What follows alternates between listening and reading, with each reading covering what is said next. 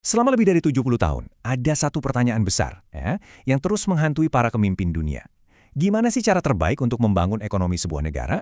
Apakah kita biarin negara yang pegang kendali penuh, atau kita serahin aja gitu ke kekuatan pasar?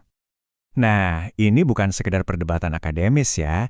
Menemukan keseimbangan yang pas itu jadi kunci buat membuka potensi ekonomi dan yang paling penting, ningkatin taraf hidup jutaan orang. Jadi, yuk kita telusuri bareng gimana jawaban atas pertanyaan ini berubah dari waktu ke waktu. Oke, perjalanan kita mulai dari setelah Perang Dunia Kedua. Ini adalah masa di mana optimisme lagi tinggi-tingginya dan semua orang percaya kalau perencanaan terpusat itu adalah jalan satu-satunya menuju kemajuan. Coba deh bayangin, Anda itu negara yang baru aja merdeka. Posisinya kan ketinggalan jauh banget dan harus ngejar. Logikanya waktu itu simpel banget. Kita butuh satu rencana besar dari pusat. Mereka percaya cuma negara, bukan pasar yang dianggap kacau, yang bisa ngerahin semua sumber daya buat ngegas pertumbuhan secepat mungkin. Logika ini tuh dasarnya dari satu ide kuat, namanya kegagalan pasar. Intinya gini, pasar di negara berkembang itu dianggap belum mateng. Harganya bisa ngaco, nggak ada yang mau invest di hal-hal penting kayak jalan atau sekolah, dan ya, pasar nggak bisa sendirian bikin perubahan besar-besaran. Jadi kesimpulannya apa? Ya negara harus turun tangan. Tapi ternyata era perencanaan yang didominasi negara ini nggak selalu mulus. Hasilnya nggak selalu seperti yang diharapkan. Kenyataannya, wah, jauh lebih rumit dari itu. Ternyata ada masalah baru. Upaya negara buat memperbaiki pasar malah melahirkan yang namanya kegagalan pemerintah. Rencana-rencana hebat itu ternyata dibangun di atas data yang nggak akurat, dijalankan sama birokrasi yang super lambat, dan ya sering banget terhambat korupsi. Jadi solusinya malah bikin masalah baru. Jadi disinilah dilema utamanya. Di satu sisi, kalau pasar dibiarin jalan sendiri, gagal. Tapi di sisi lain, waktu pemerintah turun tangan buat benerin, malah seringnya bikin keadaan tambah parah. Kayak maju kena, mundur kena gitu kan. Nah, tarik ulur inilah yang jadi perdebatan ekonomi selama bertahun-tahun. Karena udah frustrasi banget sama kegagalan negara, akhirnya pendulumnya berayun tajam. Masuk tahun 1980-an, dunia berbalik arah total. Era pasar bebas pun dimulai. Nah, inilah era yang disebut konsensus Washington. Ini tuh semacam resep kebijakan, ada 10 poin yang didorong banget sama IMF dan Bank Dunia. Idenya simpel banget, kurangin peran negara, bebasin pasar, dan biarin keajaiban pasar bekerja. Resep ini nih dikasih ke hampir semua negara berkembang waktu itu. Tapi disinilah plot twistnya. Coba kita lihat Korea Selatan dan Taiwan, dua contoh kisah sukses terbesar.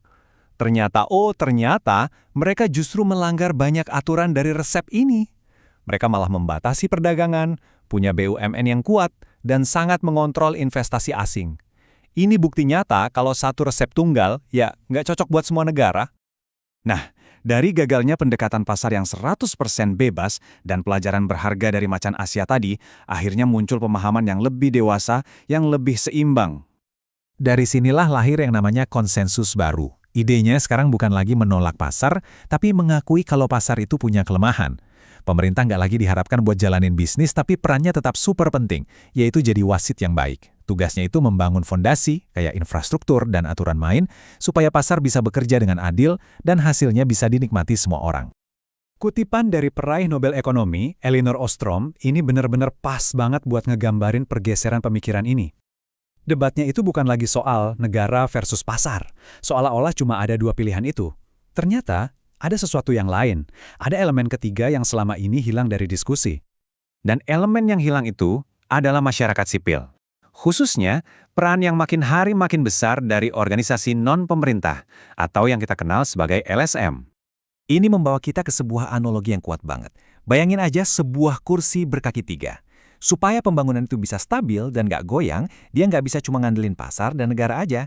Dia butuh kaki ketiga yang sama kuatnya, yaitu masyarakat sipil yang aktif. Biar Anda kebayang segede apa sih sektor ini, coba lihat BREC di Bangladesh. Mereka punya lebih dari 120.000 karyawan. Itu bikin mereka jadi pemberi kerja terbesar kedua di negara itu. Jadi ini bukan organisasi kecil-kecilan ya, ini kekuatan pembangunan yang benar-benar masif. Atau contoh lain, Grameen Bank, pelopor kredit mikro yang juga dari Bangladesh. Mereka melayani lebih dari 8 juta peminjam. Coba bayangin, 8 juta. Angka-angka ini nunjukin jangkauan dan dampak yang luar biasa dari organisasi masyarakat sipil di lapangan. Jadi, apa sih sebenarnya yang mereka lakukan? Gampangnya, mereka itu berinovasi. Mereka bikin program kredit mikro buat pengusaha kecil yang dicuekin sama bank. Mereka bangun sekolah buat anak-anak yang nggak bisa dijangkau sistem pendidikan. Intinya, mereka itu ngisi kekosongan yang ditinggalin sama negara dan pasar, dan langsung nyerang akar kemiskinan dengan cara yang efektif.